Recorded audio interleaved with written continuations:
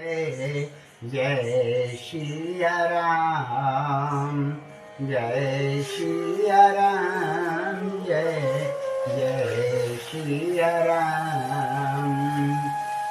एक बार यमराज के दूतों ने जाकर के यमराज से कहा कि अब हमसे ये चाकरी नहीं होगी।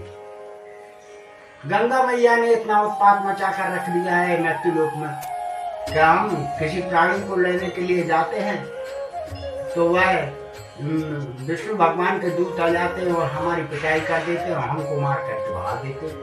तो गंगा मैया देखती रह जाती है। तो गंगा मैया में जो कोई भी स्पर्श कर लेता है, उसमें स्नान कर लेता है, या उसकी अस्थियां गंगा जल में डाल दी जाती हैं, या उसके मुंह में गंगा जल डाल दिया जाता है, तो वो कितना भी पापी क्यों ना हो, वो स्वर्ग उनके गामी हो जाता है। और वहाँ पर विष्णु भगवान के दूत आते हैं और उसको लेकर के यमराज स्वर्ग में चले जाते हैं और हमारी पिटाई कर देते हैं। गंगा मैया देखती रह जाती हैं। तो गंगा मैया की इतनी बात सुन करके यमराज ने कहा कि ठीक है, मैं देखता हूँ, ये ऐसी बात है तो मैं जा करके देखूंगा। और एक दिन गदा हाथ में लेकर के गंगा जी के किनारे जाकर के खड़े हो गए। सब लोग आए, लाखों की तादाद में लोग आए और स्तुति की, दीपक दिखाया और सब अपने अपने घर चले गए। और यमराज खड़े खड़े देखते रहे। यमराज कुछ गुस्से में भी थे। जब गंगा मैया ने देखा कि भैया कुछ गुस्से में भी लग रहे हैं, पता नहीं क्यों खड़े हैं, पता नहीं हमसे क्या बात करना चाहते हैं, तो गंगा मैया प्रकट हो गई और उनके पास आई और बोली कि भैया आज कुछ गुस्से में नजर आ रहे हो, क्या मुझसे कोई गलती हो गई, क्या आप मुझसे कोई बात करना चाहते हैं क्या? तो गंगा मैया ने जब इस प्रकार कहा तो यमराज ने कहा कि गुस्से की तो बात ही है गंगा, गलती क्या कुछ मेरी हो गई है? बोले गुस्से की तो बात ही है। अरे तारन की तो पान परी नागिर यदि को विचारते हो, और पाप सुराबी करके कृपा अमरीश के धाम पठावती हो। गंगा तुम पाप सुराबी पे कृपा कर देती हो, कितना ही पापी क्यों ना हो, उसको लेकर के विष्णु के दूत आते हैं और हमारे दूतों की पिटाई कर देते हैं और उसको लेकर के स्वर्ग में चले जाते हैं। पाप सुराबी पे करके कृपा अमरीश के धाम पठावती हो। तो विष्णु के दूत आते हैं और कितना ही पापी क्यों ना हो, उसको लेकर के स्वर्ग पे चले जाते हैं। तो तुमने तो उत्पात ही मचा कर रख दिया है। गंगा मैया बोली। गंगा मैया खूब हंसी कि भैया हमारी इसमें क्या गलती है, जो हमसे स्पर्श करेगा उसका उद्धार तो निश्चय ही है, हमारी गारंटी है। हमसे जो स्पर्श करेगा, हम में जो स्नान करेगा, हमारा जो जल पिएगा, उसका उद्धार तो होना ही है। उद्धार करने के लिए ही हमारा अवतारण हुआ है और इसीलिए जब हम मृत्युलोक के प्राणियों को उद्धार करते हैं, इसीलिए हमें सिर पर स्थान मिला है, भोले बाबा के सिर पर स्थान मिला है। तो पार्वती जी कहती हैं कि गंगा तुमको स्थान सिर पर इसलिए मिला है कि तुम मृत्युलोक के प्राणियों का उद्धार करती हो। मैं भी एक ऐसी गंगा बहाऊंगी जो सारे लोगों विश्व का कल्याण करेगी, सारे लोगों का उद्धार करेगी। मैं एक ऐसी गंगा बहाऊंगी। तो क्या किया है पार्वती जी ने? भोले बाबा के पास गई और कहती है, कथा जो सकले लोकेतकारी, कथा जो सकले लोकेतकारी, सोई पूछने चाहे शैले कुमारी, कथा जो सकले लोकेतकारी, सोई पूछने चाहे शैले कुमारी। कथा जो सारे लोगों का हित करने वाली और पार्वती जी भोले बाबा से पूछती हैं। तो भोले बाबा कहते हैं कि धन्य धन्य तो धन्य धन्य गिरे राजकुमारी, धन्य धन्य गिरी राजकुमारी, तुम समान नहीं कोई वो पिकारी, धन्य धन्य गिरी राजकुमारी, तुम समान नहीं कोई वो पिकारी। धन्यवाद देते हैं सबसे पहले, कथा बाद में सुनाते हैं, पहले धन्यवाद देते हैं कि तुम्हें धन है, तुम्हें धन है। तो पार्वती जी कहती है कि धन्यवाद क्यों? बोले पहला धन्यवाद तुम्हें तुम्हारे माता पिता को है जो ऐसी बेटी को जन्म दिया। और धन्य धन्य गिरी राजकुमारी, तो बोले कि तुम्हें आपने ये बात क्यों नहीं कर रही, सारे लोगों विश्व का कल्याण क्यों चाहती हो, सारे लोगों के हित की चिंता क्यों है तुम्हें? तो पार्वती जी ने कहा कि आप यदि मेरे अकेले नाथ होते तो मैं अपने हित की बात करती, आप तो विश्वनाथ ममो नाथ पुरारी, विश्वनाथ ममो नाथ पुरारी, त्रिभुवन महिमा विदित तुम्हारी, विश्वनाथ ममो नाथ पुरारी, त्रिभुवन महिमा विदित तुम्हारी। आप तीनों लोगों के स्वामी हैं, आप के द्वारा जो चर्चा होगी वो विश्व के कल्याण के लिए होगी। इसीलिए मैंने विश्व के कल्याण के विषय में सोच करके आपसे वो कथा पूछी है जो सारे लोगों का हित करने वाली हो, क्योंकि आप मेरे अकेले नाथ नहीं हो, आप सारे विश्व के नाथ हो। तो भोले बाबा कहते हैं कि धन्य है तुम्हें गिरिराज कुमारी, धन्य है जो तुमने ऐसी कथा का प्रादुर्भाव किया है जो तीनों लोगों के प्राणियों का उद्धार करेगी। ऐसी गंगा बहाई है तुमने जो तीनों लोगों के विश्व सारे विश्व का कल्याण करेगी, तीनों लोगों का कल्याण करेगी। तो कहते हैं पार्वती जी कहते हैं कि तुम्हारे सर पर तो एक गंगा पहले से ही बह रही है, इसमें धन्यवाद की कौन सी बात है? तो कहते हैं भोले बाबा कि उस गंगा में और इस गंगा में बहुत अंतर है, इस गंगा में और उस गंगा में बहुत अंतर है। बोले कितना? कई यहाँ 9 रस रस एक वहाँ, यहाँ 9 रस रस एक वहाँ, यहाँ बाणी है संत की पानी वहाँ, यहाँ नौ रस है रस एक बहाँ, यहाँ बाणी है संत के पानी बाण। यहाँ तन का मल तो धुलता है वहाँ,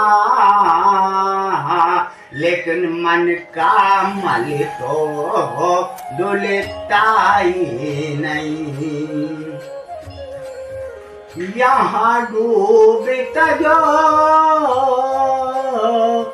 वहाँ डूबता जो मरे जाता वहीं, लेकिन यहाँ डूबता जो तर जाता यहीं। इस गंगा में और उस गंगा में बहुत अंतर है, क्योंकि वहाँ पर मल धुलता है और उसमें मन का मल नहीं धुलता है, और इस गंगा में मन का मल धुलता है। इसमें उस गंगा में स्नान करने से कल्पांतर युग युगांतर के पाप धुल करके नष्ट हो जाते हैं, लेकिन पाप करने की प्रवृत्ति नष्ट नहीं होती। यदि पाप करने की प्रवृत्ति नष्ट हो गई होती तो गंगा के किनारे रहने वाले कभी चोरी नहीं करते। इसलिए उस गंगा में स्नान करने से तन का मल धुल जाता है, लेकिन मन का मल नहीं धुलता। और इस गंगा में स्नान करने से मन का मल धुलता है, और मन का मल धुल जाता है तो प्रवृत्ति ही बदल जाती है। घटना आप जानते होंगे, एक कुंभकार की पत्नी ने कुंभकार से कहा, अजी कोई ऐसा धंधा करो जिससे कि अच्छा बाल बच्चों का पालन हो। तो कुंभकार ने सोचा कि आजकल गांजा मांजा पीने वाले बहुत हो गए हैं, तो चिलमें बनाई जाए। चिलमें बनाने के लिए थोड़ी सी मिट्टी लाया और चक्कर पर रखी। तो कुंभकार की पत्नी ने कहा कि अरे छोटे मोटे धंधे क्या कर रहे हो, सुराही वगैरह बनाओ, घड़ा वगैरह बनाओ, जिससे कि अच्छा धंधा हो तो थोड़े पैसे ज्यादा मिलेंगे। तो उसका विचार बदल गया और उसने थोड़ी ज्यादा मिट्टी उस चक्के पर रखी और घड़ा बनाने लगा। मिट्टी में से आवाज आई कि क्यों कुंभकार, पहले क्या बना रहा था और अब क्या बना रहा है? कुंभकार ने कहा कि पहले तो मैं चिलमें बना रहा था, लेकिन अब मेरा विचार बदल गया, अब मैं सुराही बना रही हूँ। मिट्टी बोली कि तेरा तो विचार ही बदला है, मेरा तो जीवन ही बदल गया। अरे तेरा तो विचार ही बदला है, मेरा तो जीवन ही बदल गया। यदि तू चिलमें बनाता तो मैं खुद भी जलती और दूसरों के कलेजे को भी जलाकर नष्ट कर देती, लेकिन अब तू सुराही बना रहा है तो मैं भी शीतल रहूंगी और उसमें जो जल पिएगा वो भी शीतल होगा।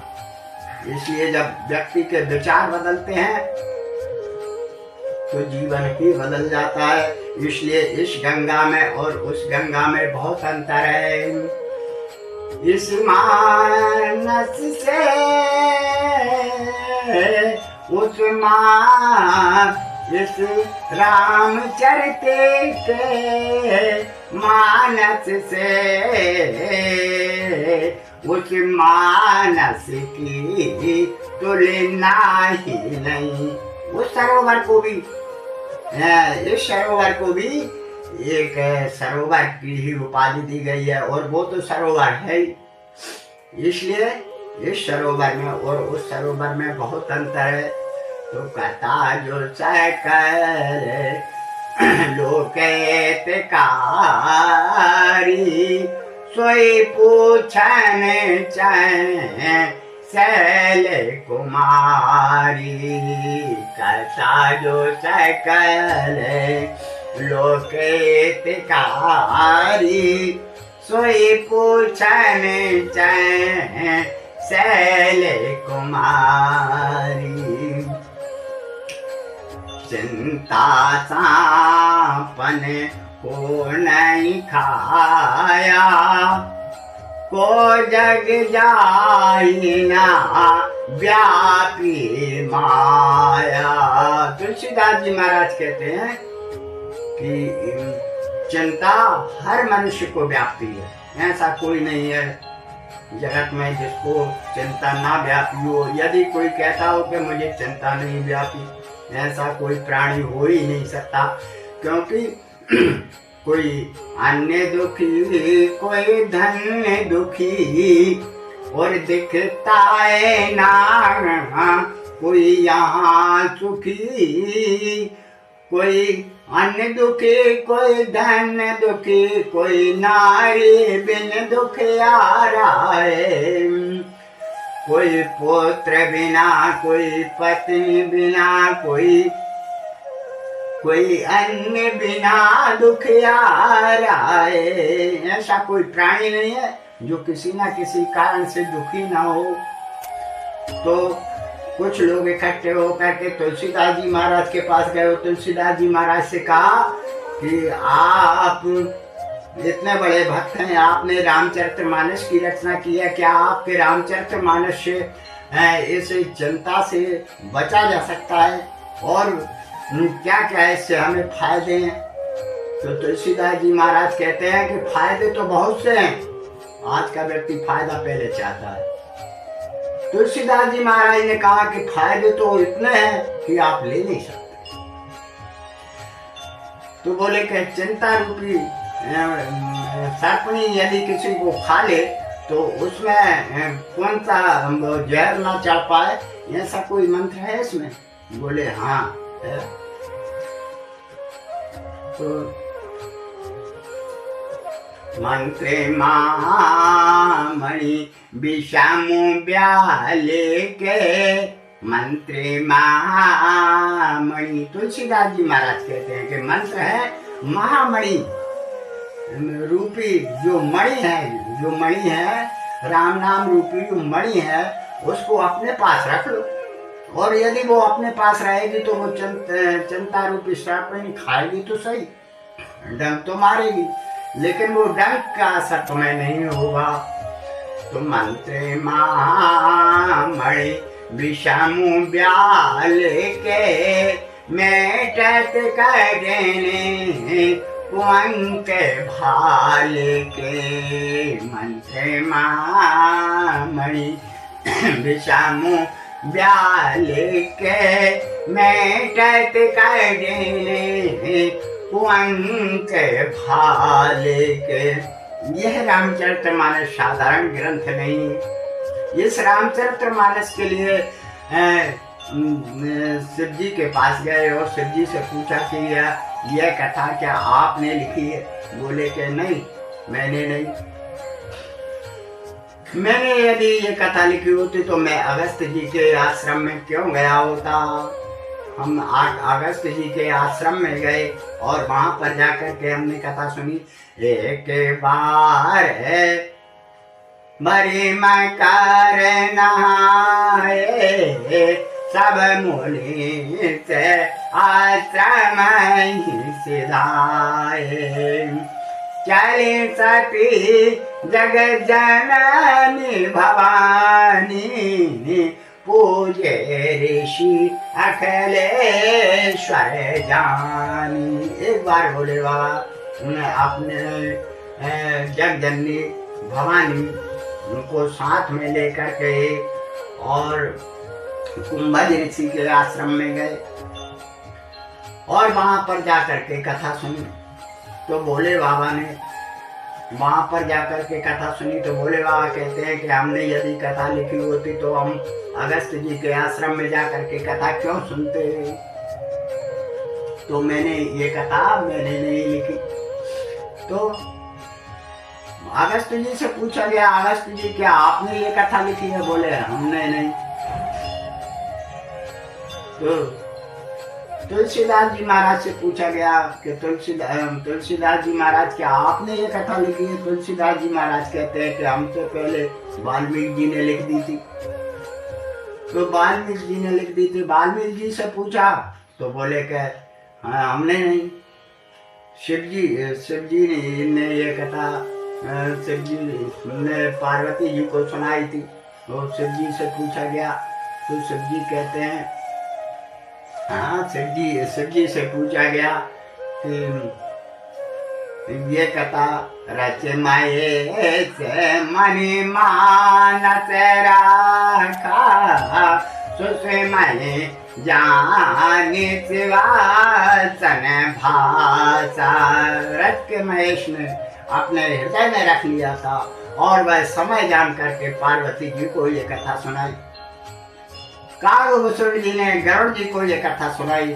कागभूषण गरुड़ के लिए की आरती श्री रामायण जी की। तो ये कागभूषण जी ने गरुड़ जी को सुनाई। तो अगस्त जी ने बताया कि ये हमारी माता को प्रसन्न करने के लिए वेदों ने हमारी माता को सुनाई थी। तो ये कथा साधारण नहीं है, क्योंकि छो शास्त्र सब ग्रंथन को रस मुनि जन धन संतान को सर्वसे सारे हमसे सम्मते सबही की आरती श्री रामायण जी की। ये साधारण ग्रंथ नहीं है, ये छो शास्त्र सब ग्रंथन को रस, सारे ग्रंथों का रस इसमें निचोड़ भरा हुआ है। ये तो जूस है, जो जूस बन गया है वो जूस को पिया जाता है और पीने वाले भी जो राम भक्ति रूपी इस रामचरितमानस के प्रेमी हैं, उनको ये जूस प्राप्त होता है। तो आइए अब ये जूस ग्रहण करने के लिए कल ग्रहण करेंगे और आज यहीं पर वाणी को विराम देते हैं। जय सिया राम, जय जय सिया राम, जय सिया राम, जय जय सिया राम, जय सिया राम, जय जय सिया राम। बोले हनुमान जी महाराज की जय।